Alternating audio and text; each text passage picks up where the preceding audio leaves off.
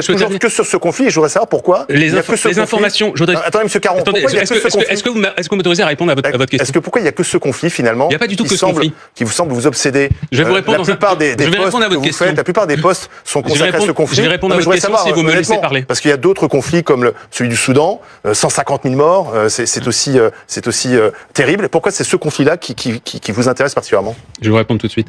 D'abord, puisque je voulais profiter un peu de ce passage, vous avez lu la tribune de l'historien israélien Amos Goldberg, parce que vous savez, nous qui parlons de génocide, on est accusés d'être antisémites. Encore une fois, vous savez quand même qu'il y a beaucoup d'historiens israéliens, spécialistes des génocides et de la Shoah en particulier, qui disent que ce qui se passe à Gaza est un génocide. Je voudrais quand même prendre le temps. On a le temps un peu quand même. Répondez aux questions. Je vais répondre juste après. Voilà. Ah bon.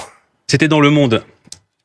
Il y a le 29 octobre. Ce qui se passe à Gaza est un génocide. D'accord. Car Gaza n'existe plus. Le territoire a été totalement détruit. Le niveau et le rythme de tuerie indiscriminés touchant un nombre énorme de personnes innocentes, y compris dans des lieux définis par Israël comme des zones sûres. La destruction de maisons, d'infrastructures, de presque tous les hôpitaux et universités. Les déplacements de masse, la famine organisée, l'écrasement des élites et la déshumanisation étendue des Palestiniens dessinent l'image globale d'un génocide. Vous savez qu'il y a des centaines de spécialistes, d'universitaires qui disent exactement la même chose.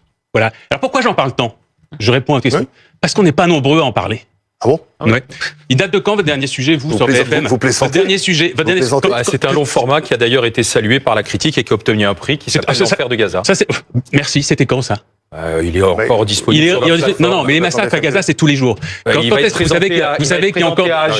C'est pas ça dont je vous parle. Vous êtes une chaîne d'infos en continu. Oui. Vous faites pas de la production de documentaires comme votre spécialité. Et je vous félicite d'ailleurs. pour ce documentaire.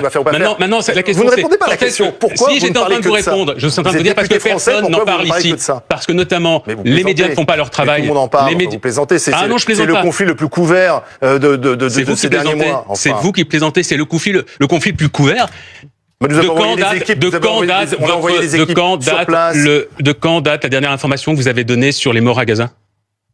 Aujourd'hui, il n'y en a pas eu, effectivement. Mais surtout, il y en a eu aujourd'hui des morts à Gaza. Vous posez des questions, vous nous répondez par des questions. Bien sûr. Est-ce que vous avez diffusé le témoignage absolument bouleversant? Est-ce que vous avez diffusé, si je suis en train de vous répondre, est-ce que vous avez diffusé le témoignage absolument bouleversant d'un chirurgien anglais, britannique, qui a été auditionné par le Parlement anglais, dans le témoignage dans lequel il raconte ce qu'il a vu sur place. Il était humanitaire sur place pendant plusieurs semaines à Gaza. Et il raconte, par exemple, en larmes, que tous les jours, il devait soigner des enfants. Il dit, je ne recevais quasiment que des enfants et des femmes. Et il dit, je recevais des enfants qui avaient été touchés par une explosion.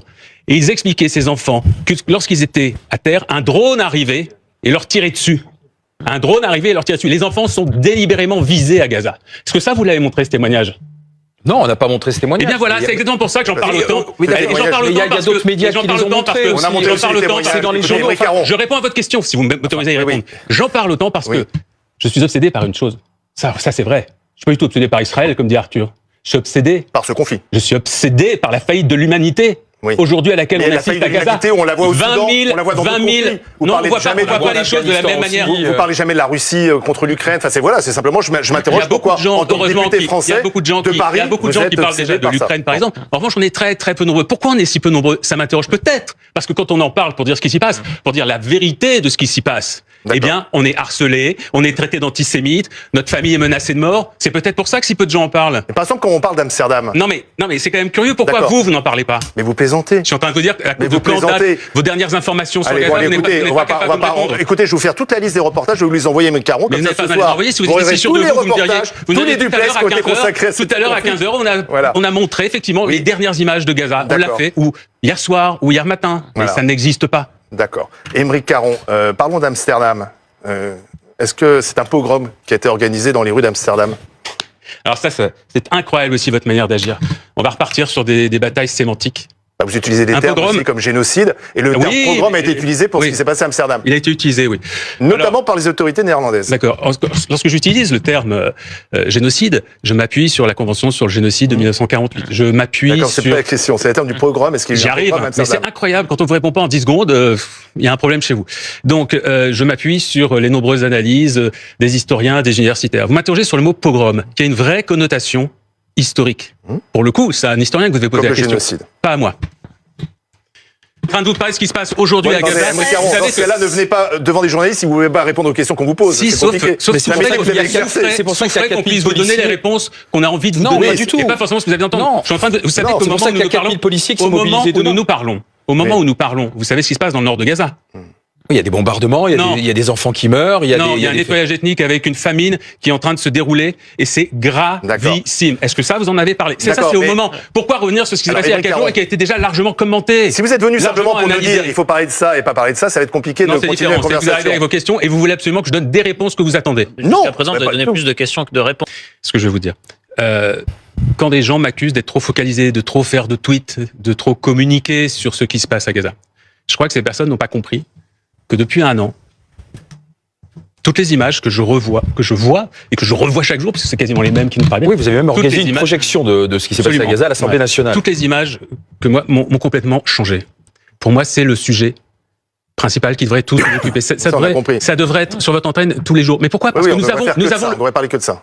Pas que, il y a énormément d'autres sujets dont on doit parler, mais celui-ci devrait être un sujet majoritaire. Pourquoi? Parce que on n'a jamais vu une telle chose depuis le début du XXIe siècle. On n'a jamais vu une telle densité de crimes de guerre, de crimes contre l'humanité, d'enfants tués, 20 000 enfants tués en si peu de temps, sur une surface aussi étroite. Vous le savez quand même tout ça. Donc, et le pire, pourquoi? C'est parce que nous sommes mêlés. Pourquoi nous, et vous devriez être aussi intéressés que moi en tant que député français précisément, parce que nous avons une responsabilité. Nous avons laissé faire. Notre gouvernement a laissé faire. En ne disant... Qu'est-ce qu'on aurait pu faire? On a bien que la France dans ce conflit. Par exemple, on aurait pu annuler le match de foot de demain. Ça aurait changé. Vous pensez qu'on annule le match et la guerre s'arrête à Gaza? Donc on ne fait rien. Sanctions économiques. Donc arrêt de l'accord de coopération entre l'Union européenne et Israël, par exemple. Sanctions dans le domaine sportif. Moi, j'étais déjà de ceux qui disaient qu'il fallait sanctionner l'équipe israélienne. Alors, s'il faut sanctionner l'équipe iranienne, par exemple, qui soutient le Hezbollah et qui est un mouvement terroriste. En fait, c'est intéressant. À chaque fois que vous faites ça. Quand je vous parle d'un sujet, vous me reprochez de ne pas parler d'un autre sujet. Mais pourquoi vous ne pouvez pas parler du sujet c'est lié dans le conflit qui vous obsède. L'Iran joue une part importante. Eh ben, si vous voulez, proposez-le. Moi, je fais une proposition. Si vous voulez effectivement qu'on sanctionne l'Iran doit plus non plus jouer un match de foot. Proposez-le. Non, mais il n'y a pas de souci. Je vous pose la question. Je croyais que vous étiez journaliste et que vous n'aviez pas d'avis. Vous venez de dire ça il y a 2 minutes. Non, je vous pose une question. Vous avez beaucoup d'avis. Vous avez beaucoup d'avis parce que d'ailleurs, c'est votre rôle dans cette émission de donner votre avis. Non, c'est pas ça, parce que vous êtes obsédé par Israël. Est-ce que non, pas par Israël. Vous avez ce même regard? Un journaliste, en principe, est censé rapporter correctement les propos. J'ai dit l'inverse. Je suis obsédé par ce qui se passe à Gaza et non par Israël. Est-ce que aussi vous mettez l'Iran dans la responsabilité de ce qui se passe aussi sur place? Alors, est-ce qu'il faut que non, je ne soutiens pas le régime iranien. Non, c'est pas ça ma question. Est-ce que l'Iran est aussi responsable pour l'instant de ce conflit? De quoi? En soutenant financièrement le Hezbollah, mais aussi le Hamas. Le Hamas qui a donc été soutenu par les canaux de Netanyahou. Si, je réponds. Donc bien sûr que les responsabilités sont multiples. Donc s'il y avait un match France-Iran, vous seriez le premier à dire l'Iran ne peut pas jouer contre la France. Le problème, c'est que si on va dans l'histoire de toutes les diplomaties, on va trouver des problèmes dans beaucoup d'endroits. Mais on est donc quand même obligé de s'arrêter sur ce qui nous paraît peut-être le plus évident dans l'horreur ou dans la barbarie ou dans l'inacceptable. Toutes les violations personnelles, c'est vous qui hiérarchisez des situations de guerre. Parce que la façon dont les Russes ont traité les Tchétchènes n'était pas plus agréable. Et la façon dont les Chinois traitent les Ouïghours n'a rien d'enviable. Au moment où je vous parle, attends, il va terminer, il va simplement terminer. C'est simplement ce point-là, c'est que vous avez hiérarchisé certaines causes. Non, j'ai rien hiérarchisé, il y a des évidences qui s'imposent à vous. Vous n'avez qu'un bracelet au poignet, moi j'en ai pas. Comment? Vous n'avez qu'un bracelet au poignet, moi j'en ai pas. Donc vous avez ce Free Palestine. Et vous me le reprochez? Non, pas du tout. Je dis que vous avez votre hiérarchie des valeurs. C'est pas comme si je. Non, mais vous pourriez en avoir 4 autres, 5 autres, 6 autres, des conflits dans le monde qui sont d'une gravité au moins équivalente par le fait que des crimes de guerre sont commis. Il n'y en a pas qu'un seul. Vous n'avez pas remarqué un truc, c'est que dans l'histoire de l'humanité, dans l'histoire récente notamment, il y a des gens qui ont porté des combats. Oui. Il y a des féministes qui sont connus. Il y a des militants pour les droits homosexuels qui sont connus. Il y a des militants pour les Ouïghours qui ont vraiment porté ce combat. Et c'est comme ça. Il y a des gens qui décident de s'investir dans un combat plutôt qu'un autre. Ça veut pas dire qu'ils méprisent les autres. Mais vous êtes député de la République. Ça s'appelle. Oui, bien sûr. Vous n'êtes pas seulement un activiste. Comment? Vous n'êtes pas seulement un activiste, vous êtes aussi un député représentant. Mais je fais parfaitement mon travail. Des électeurs. C'est ça, vous ne comprenez pas. J'incarne, effectivement. Je porte la voix de celles et ceux qui m'ont élu et je suis là pour porter une vision politique à l'Assemblée. Or, je porte une vision politique qui est typiquement celle de la France dans laquelle j'ai grandi, en tout cas qu'on m'a présenté comme étant la France. C'est-à-dire celle qui porte des valeurs humanitaires et humanistes fortes. D'accord? Or, ce à quoi j'assiste, je termine, ce à quoi j'assiste depuis 1 an, dans le silence, dans l'inaction, dans le soutien à ce qui se passe à Gaza, à ces atrocités absolument inédites au XXe siècle, ne correspond pas du tout à la France dans laquelle j'ai grandi et aux valeurs républicaines, d'humanisme, d'humanité qui sont censées être celle de notre pays. Vous savez, ce pays qui s'enorgueillit de défendre mieux que tous les autres les droits humains. Et là, qu'est-ce qu'on fait? Qu'est-ce qu'on a fait depuis un an? Les politiques, lesquels en parlent? Quasiment pas. Quasiment aucun.